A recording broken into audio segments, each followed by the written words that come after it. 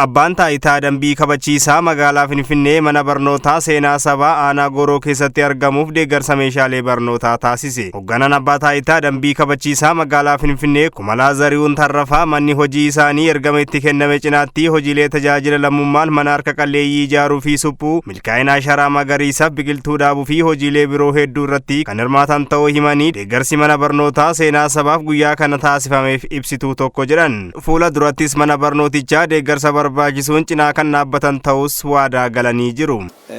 Karooraan uummata keenya deeggaruu keessatti hojii olaanaadha kan qabu jechuudha. Karaa kanaan bara 2016 Finfinnee kana keessatti uummata mana 12 ijaaruudhaan uummataaf harka qalleeyyii ta'aniif dabarsineerra miliyoonii 7 hojjechuudhaan jechuudha. Sana bicha qofatu hin ta'in magariisuu keessattis magariisuu biqiltuu 20 ol kan ta'u akka magaalaatti hojjenneerra jechuudha. Kanaaf hojii bal'aadha kan hojjetaa jiru. So amma guyyaa har'aa egaa magaalaa Adaamaatti dhufnee hojii hojjenne lammiidhaaf kan jedhu kana karoora kanaaf qabannee Finfinnee irraa kaanee barattoota 109 kan ta'u dabtara zayitii kanaaf waan adda addaatti finnee kan dhufne kennaan keenya kun har'aa kun waan xiqqaadha, waan guddaa miti. Fuulduratti egaa mana barumsaa sabaaf saba kan jedhu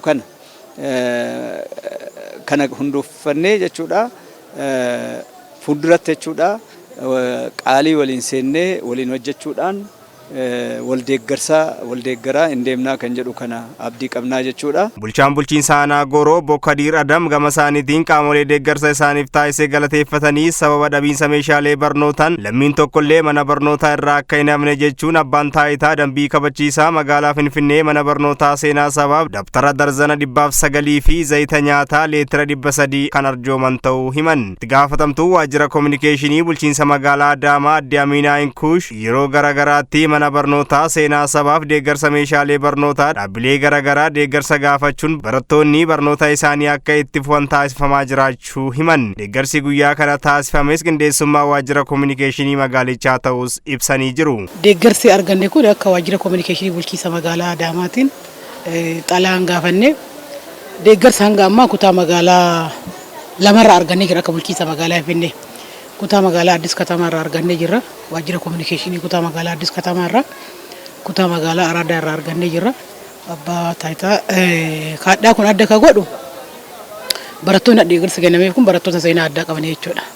Mana barumsa seenaa sabaa lammiilee keenya naannoo Sumaalee irraa buqqa'e madda qaroominaatti ijaaramee jiru keessaa inni tokko. Kanaaf guyyaadhaa deeggarsaan du'an daftara darzana 109 zayitaan leetira 300 jechuudha. Darzani asumatti daa'imman qoodamee kennamee jira. Kaafilleen dabalama. Zayita immoo nyaata barataatiif oolaa jechuudha. Sagantaa walharkaa fuudhiinsa deeggarsa meeshaalee barnootaa irratti kan argaman afyaa'ii mana maree magaalaa Adaamaa Adde Mabeet Jibbaa akka magaalaa Adaamaatti gama kenna tajaajila lammummaatiin hojiileen boonsan hojjetamuu himan. Uummata keenyaaf waan ta'uu danda'u uummannis arjoomaa jira.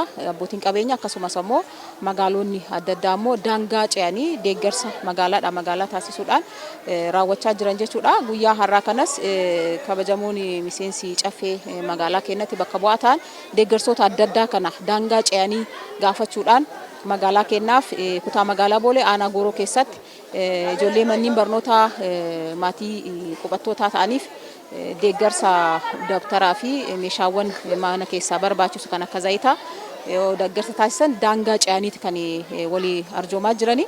Kun ammoo waan jajjabeeffamuu qabu. Maatiin barattootaa deeggarsa fudhatanii fi barattoonnis deeggarsichatti kan gammadan ta'uu himan. Gammachuu guddatu natti dhagama. Daftara takkitti birrii 50 birrii 100 bituu dadhabnee ta'e akka malee yaadda'u jira.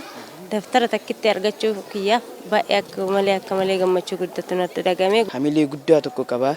Akka bakka baradhee akkaan baradhu akkaan tattaafadhu na godhu jiran cimina baay'ee tokko bakka akkaan tattaafadhu na godhaa jiran akka abdii hin muranne na godhu jiran ganaafillee akkaan fuulduraafillee nama gargaaruuf fakkeenya naa ta'anii jiran isaan kun baay'ee galatoomaan jiranii.